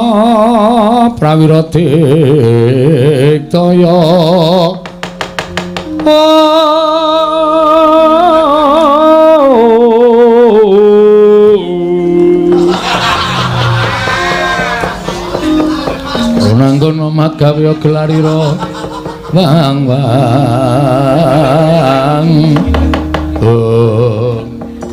ngapa iku iki, Gong? Iki sing malahi bokongku plendhingan ya iki. Lah ngapa? Sing ngene iki cilaka wae do dirambati cokor. Wong aku sang mula lho. Ha iya. Kok ora wedi ya? Ayo ora galak kok. Iki kok tak sawang kok cat katon cat ora. Wong wilahi. Mas Tunama sidam sekaring bawuna langgeng. Yen kowe takon karo aku Bathara Penyarikan. Lho, iki sapa ngandelok tanda tangan Pak Carik? Pak Carik sapa? Kuwi Bathara Penyarikan sing arep kuwi. Wala, branyak pasemone Branyak. Sing mburi sapa? Lho, weruh karo aku Bagong. Weruh wae kacamata ya padha.